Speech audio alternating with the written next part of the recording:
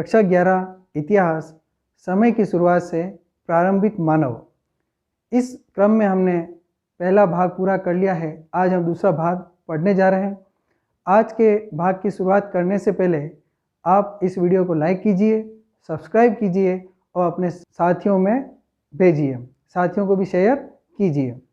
आज के अध्ययन में हम आधुनिक मानव का विकास किस प्रकार हुआ उन तथ्यों पर अध्ययन करेंगे। उसके पश्चात हम देखेंगे कि मानव के प्रारंभिक अवस्था में भोजन के क्या चिन्ह थे, वह भोजन कैसे प्राप्त करता था, निवास क्या था, किस प्रकार उसके निवास में बदलाव हुआ, कैसे वह पेड़ों से गुफाओं में और गुफाओं से धरातल पर निवास करने लगा। तत्पश्चात हम अध्ययन करेंगे कि मानव ने किस प्रकार से संप्रेषण करना प्रारंभ किया, किस प्रकार भाषा और कला का विकास किया। इन तथ्यों के अध्ययन के साथ साथ मानव विज्ञान, संजाति व्रत, इन तथ्यों का भी अध्ययन करते हुए अंत में उपसंहार की ओर आगे बढ़ेंगे। तो आइए विद्यार्थियों, मेरे साथ जुड़िए और आगे बढ़िए। विद्यार्थियों, मानव के क्रमिक विकास की कहानी का हम अध्ययन कर रहे हैं। उस क्रम में आज हम आधुनिक मानव पर चर्चा करते हैं। आधुनिक मानव का उद्भव कैसे हुआ, इस पर दो मत प्रचलित हैं। पहला मत क्षेत्रीय निरंतरता मॉडल, कंटिन्यूटी मॉडल। इस मॉडल के अनुसार यह माना जाता है कि अनेक क्षेत्रों में अलग अलग मनुष्यों की उत्पत्ति हुई है। इस पृथ्वी के बहुत सारे भाग हैं, उन सभी भागों पर अलग अलग क्षेत्रों में अलग अलग मनुष्य की उत्पत्ति हुई है। ऐसा यह क्षेत्रीय निरंतरता वाला मॉडल की मान्यता है। दूसरा जो मॉडल है वो हमारे सामने है प्रतिस्थापन मॉडल, रिप्लेसमेंट मॉडल। यह मॉडल इस बात का समर्थन करता है कि मनुष्य का उद्भव एक ही स्थान से हुआ है और वह स्थान कौन सा है, वह स्थान है अफ्रीका। इस प्रकार विद्यार्थियों, दो मॉडल हमारे समक्ष हैं। दोनों मॉडल की मान्यता अलग अलग है। पहला मॉडल क्षेत्रीय निरंतरता मॉडल। इस मॉडल के अनुसार इस पृथ्वी पर अलग अलग क्षेत्रों में अलग अलग प्रकार के मनुष्य की उत्पत्ति हुई। और दूसरा मॉडल प्रतिस्थापन मॉडल या रिप्लेसमेंट मॉडल, यह इस बात का समर्थन करता है कि मुख्य रूप से अफ्रीका में ही मानव की उत्पत्ति हुई है। विद्यार्थियों, अब हम अध्ययन करेंगे कि आदिकालीन मानव जो था वो भोजन प्राप्त कैसे करता था, उसके भोजन प्राप्त करने के तरीके क्या थे। आदिकालीन मानव कई तरीकों से भोजन प्राप्त करता था, जिसमें मुख्य रूप से थे संग्रहण, गैदरिंग, शिकार, हंटिंग, अपमार्जन, स्कैवेंजिंग और मछली पकड़ना, फिशिंग। अलग अलग प्रकार से भोजन की प्राप्ति करता था। अब हम प्रत्येक की अध्ययन करेंगे कि किस प्रकार वो अपना भोजन प्राप्त करता था। संग्रहण, संग्रहण जैसे नाम से स्पष्ट है, चीज़ों को इकट्ठा करना। संग्रहण की क्रिया में पेड़ पौधों से मिलने वाले खाद्य पदार्थों, बीज, गुठलियाँ, बेर, फल, कंदमूल, इस प्रकार की वस्तुओं को इकट्ठा करता था और अपना निर्वाह करता था। दूसरा प्रकार शिकार। शिकार के लिए वो योजनाबद्ध तरीके से शिकार करता और उनका वध करने का प्रयास करता। और इसके जो स्पष्ट प्रमाण है हमको वो दो स्थानों से मिलते हैं। पहला स्थान दक्षिणी इंग्लैंड में बॉक्स ग्रेव से, जहाँ पर 5 लाख साल पहले शिकार किया जाता था, इसके चिन्ह मिले हैं। और दूसरा प्रमुख स्थान जर्मनी में सोनिंजन, जहाँ से 4 लाख वर्ष पूर्व के हमें चिन्ह मिले हैं। वो ये बताते हैं कि मनुष्य जो था, आदिकालीन जो मानव था, वह शिकार करके अपना भरण पोषण करता था। तीसरा भोजन प्राप्त करने का मुख्य तरीका अपमार्जन। आदिकालीन होमिनिड अपमार्जन या रसदखोरी, रसदखोरी को फॉरेंजिंग कहते हैं, के द्वारा उन जानवरों की लाशों से मांस मज्जा खुरच कर निकालने लगा। जो जानवर या तो स्वतः ही मर जाते या किसी दूसरे जानवर द्वारा शिकार के कारण मारे जाते थे, उन लाशों से मनुष्य था वो मांस को खुरच कर इकट्ठा करता और अपना निर्वाह करता। इस प्रकार ये 3 तरीके हैं। चौथा जो महत्वपूर्ण तरीका वह है मछली पकड़ना। प्राचीन समय में बहुत सारे स्थानों से मछलियों की हड्डियां प्राप्त हुई है। इससे संकेत मिलता है कि मछली पकड़ना भी एक भोजन प्राप्त करने का मुख्य तरीका था। विद्यार्थियों, इस प्रकार आदिकालीन मानव भोजन संग्रहण करना, भोजन शिकार करना, अपमार्जन करना और मछली पकड़ना, इन माध्यमों से अपना भोजन का निर्वाह करता था। साथियों, प्रारंभिक मानव ने अपने निवास स्थान में किस प्रकार परिवर्तन किया, उस पर हम चर्चा करेंगे। प्रारंभ में प्रारंभिक मानव वृक्षों पर निवास करता था, फिर धीरे धीरे वह खुले स्थान पर निवास करने लगा।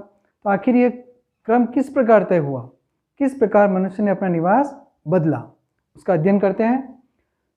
एक ही क्षेत्र में होमिनिड अन्य प्राइमेटों तथा मांसाहारियों के साथ निवास करते थे। प्राइमेटों से मतलब हमारे पूर्वज हैं, बंदर की प्रजाति के जो लोग हैं वो एक साथ होमिनिडों के साथ ही निवास करते थे। पुरातत्वविदों का मत है कि पूर्व होमिनिड भी होमो हैबिलिस की तरह जहाँ कहीं भी भोजन मिल जाता वहीं पर खा लेते और विभिन्न स्थानों पर सोते थे तथा अपना अधिकांश समय वृक्षों पर बिताते थे। प्रारंभ में जो मानव था उसका अधिकांश समय वृक्षों पर बीतता था, उसने अपना निवास स्थान वृक्षों पर बना रखा था। आज से लगभग 4 लाख से 1,25,000 वर्ष पहले मनुष्य ने गुफाओं तथा खुले निवास क्षेत्रों का प्रयोग करना प्रारंभ किया। मनुष्य अब गुफाओं में रहने लगा, खुले स्थानों पर आने लगा, उसने वृक्ष का परित्याग कर दिया। इसका उदाहरण हमें दक्षिणी फ्रांस की लेजरलेट गुफा में 12x4 मीटर आकार का एक आश्रय स्थल मिला है। इसके अंदर 2 चूल्हे तथा विभिन्न भोजन स्रोतों के प्रमाण मिले हैं, जैसा कि आपको यहाँ पर चित्र में भी दिखाई दे रहा है।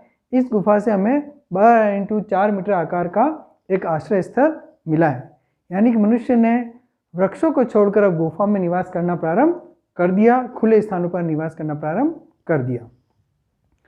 साथियों, अब हम आदिकालीन मनुष्य के जो औजार थे उसके ऊपर अध्ययन करेंगे कि उनका औजारों का क्रम किस प्रकार निर्धारित हुआ, किस प्रकार उन्होंने अपने प्रारंभिक औजार बनाए। हमें यहाँ पर एक तथ्य विदित है कि औजार बनाना सिर्फ मनुष्य का ही काम नहीं है। प्रारंभिक रूप में बंदर प्रजाति के लोग थे, वह भी औजार बनाया करते थे। फलों को छीलने के लिए, किसी स्थान की खुदाई करने के लिए, वृक्ष का तना तोड़ने के लिए। हम देखते हैं कि विभिन्न प्रकार के पशु पक्षी व जानवर भी इस प्रकार के छोटे औजार बनाते हैं। तो मनुष्य ने भी इसी क्रम का निर्धारण किया है।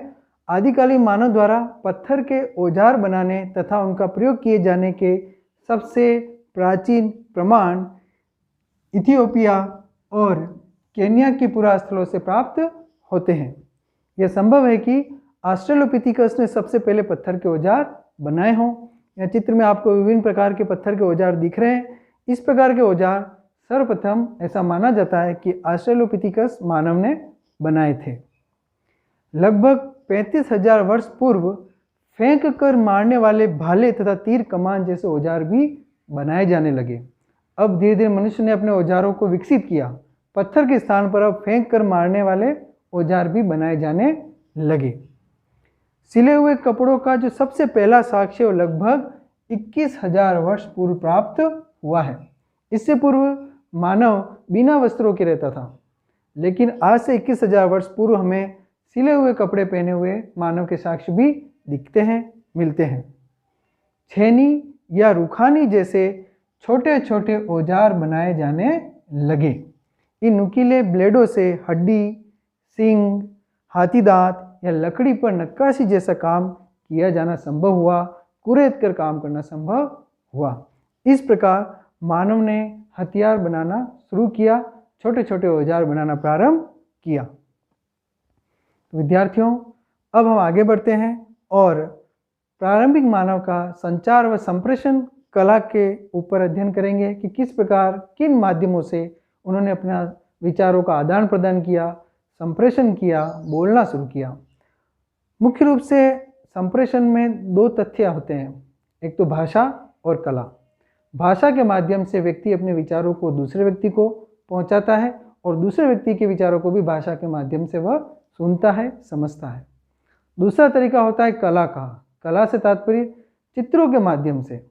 पुरानी गुफाओं में हमें विभिन्न प्रकार के चित्र प्राप्त हुए हैं, उससे पता पड़ता है कि चित्रों के माध्यम से भी आदिकालीन मानव एक दूसरे को संदेश पहुंचाते थे। तो आइए इस पर अध्ययन करते हैं।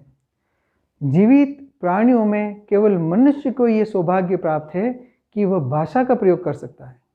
मनुष्य ही बोलकर अपने विचारों का आदान प्रदान करता है, अन्य जीवित प्राणियों को यह सौभाग्य प्राप्त नहीं है। प्रारंभिक अवस्था में मानव बोलने में बहुत कम ध्वनि संकेतों का प्रयोग करता था और धीरे धीरे ये ध्वनि संकेत ही बदलकर भाषा का रूप धारण करने लगे और मनुष्य ने बोलना प्रारंभ किया। साथियों, हमारे समक्ष ये प्रश्न उठता है कि आखिर बोली जाने वाली भाषा की उत्पत्ति कैसे हुई। होमो हेबिलिस के मस्तिष्क में कुछ ऐसी विशेषताएं थी जिनके कारण उसने बोलना प्रारंभ कर दिया। संभवतः भाषा का विकास आज से सर्वप्रथम 20 लाख वर्ष पूर्व शुरू हुआ होगा। ऐसा माना जाता है कि 20 लाख वर्ष पूर्व व्यक्तियों ने बोलना शुरू कर दिया था। स्वर तंत्र का विकास लगभग 2 लाख वर्ष पूर्व पहले हुआ। हमारे जो स्वर तंत्र है उसका जो विकास है, हम जिस प्रकार से वर्तमान में बोल रहे हैं उसका हम मानते हैं कि 2 लाख वर्ष पहले उद्भव हुआ। भाषा कला के साथ साथ लगभग 40,000 से 35,000 साल पहले विकसित हुई। भाषा और कला दोनों, भाषा और कला के साथ साथ लगभग 40,000 से 35,000 वर्ष पूर्व विकसित हुई। फ्रांस में स्थित लेस लॉक्स और सोवे की गुफाओं में और साथ में स्पेन में स्थित अल्टामिरा की गुफाओं में जानवरों की सैकड़ों चित्रकारियाँ पाई गई है जो कि 30,000 साल पहले या 12,000 साल पहले कभी बनाई गई थी। जैसा कि आप यहाँ पर चित्र में भी देख रहे हैं कि ये जो चित्र हैं वो लगभग 30 से 12,000 साल पहले बनाए गए और इन गुफाओं में मिले हैं। तो विद्यार्थियों, इस प्रकार भाषा और कला का विकास हुआ। भाषा का विकास धीरे धीरे हुआ और साथ साथ में कला का विकास भी हुआ और दोनों के माध्यम से मानव ने संप्रेषण कला का प्रारंभ किया, अपने विचारों का संचार करना प्रारंभ किया। हमारे समक्ष एक नया शब्द आया है, उस पर हम विचार करेंगे, उसको समझने का प्रयास करेंगे। शब्द है मानव विज्ञान, एंथ्रोपोलॉजी। एंथ्रोपोलॉजी से क्या तात्पर्य है? मानव विज्ञान एक ऐसा विषय है जिसमें मानव संस्कृति और मानव जीव विज्ञान के उद्विकासी पहलुओं का अध्ययन किया जाता है कि मनुष्य का विकास कैसे हुआ है, उस जीव का विकास किस प्रकार आगे बढ़ा है और संस्कृति कैसे बढ़ी है। इन चीज़ों का जो अध्ययन किया जाता है वो एंथ्रोपोलॉजी में किया जाता है। साथ में एक नया वर्ड है संजाति व्रत, एथनोग्राफी। इससे क्या तात्पर्य है? संजाति व्रत में समकालीन नर जाति समूह का विश्लेषणात्मक अध्ययन होता है। इसमें रहन सहन, खान पान, आचार विचार, आजीविका के साधन, प्रौद्योगिकी आदि की जांच की जाती है। स्त्री पुरुष की भूमिका, कर्मकांड, रीति रिवाज, राजनीतिक संस्थाओं और सामाजिक रूढ़ियों का अध्ययन किया जाता है। इस प्रकार हमने अभी 2 नए शब्द पढ़े हैं और अर्थ समझने का प्रयास किया है, मानव विज्ञान और संजाति व्रत। विद्यार्थियों, हमने इस पाठ के माध्यम से 2 तथ्यों का मुख्य अध्ययन किया है, आदि मानव का विकास और आधुनिक मानव का विकास। दोनों विकास पर हमने अध्ययन किया, चर्चा की और ये समझने का प्रयास किया कि किस प्रकार मनुष्य का आविर्भाव हुआ और अपने बढ़ते हुए कालक्रम के अनुसार वह वर्तमान स्वरूप में आया है। इस पाठ के उपसंहार के रूप में हम निम्न तथ्यों का अध्ययन करेंगे। लाखों सालों तक मनुष्य ने जंगली जानवरों का शिकार करके और जंगली पेड़ पौधों को इकट्ठा करके अपना भरण पोषण किया। प्रारंभ में मनुष्य ने भरण पोषण का प्रकार ही शिकार था या वस्तुओं को इकट्ठा करना था। आज से लगभग 10,000 से 45,000 वर्ष पहले तक लोगों ने कुछ जंगली पौधों को अपने उपयोग के लिए उगाना शुरू किया। यह देखो प्रारंभिक कृषि की शुरुआत है। कुछ जंगली पौधे थे, उनके बीज जब मनुष्य को प्राप्त हुए तो उन बीजों के माध्यम से पुनः फसल का उत्पादन करना प्रारंभ किया और साथ में ही जानवरों को पालतू बनाना भी शुरू किया। इस प्रकार प्रारंभिक अवस्था में मनुष्य ने कृषि करना व पशुपालन करना प्रारंभ किया और यह उनकी जीवन वृत्ति का एक हिस्सा बन गया। परिणाम स्वरूप व्यक्ति अब पेड़ों से उतरकर जमीन पर आया, गुफाओं में रहने लगा, कृषि करने लगा, पशुओं का पालन पोषण करने लगा। अब लोगों ने इसके बाद क्रमबद्धता बढ़ती है। अब लोगों ने क्या किया? लोगों ने गारे यानी मिट्टी से या कच्ची ईंटों से तथा पत्थरों को स्थायी घर बनाया। पत्थरों के माध्यम से घर बनाना शुरू किया, मिट्टी से बनाना शुरू किया। इस प्रकार उसने अब निवास स्थान बनाने भी प्रारंभ कर दिए।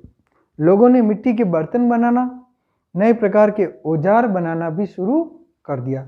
इस प्रकार हम देखते हैं कि आदि मानव आधुनिक मानव में तब्दील हो जाता है, परिवर्तित होता है।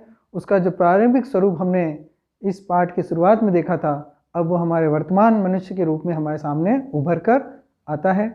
विद्यार्थियों, इस पाठ का अध्ययन हमने पूरा कर लिया है। आशा करता हूँ कि आपको अच्छे से समझ में आ गया होगा। नए पाठ के साथ हम पुनः शीघ्र मिलेंगे। धन्यवाद।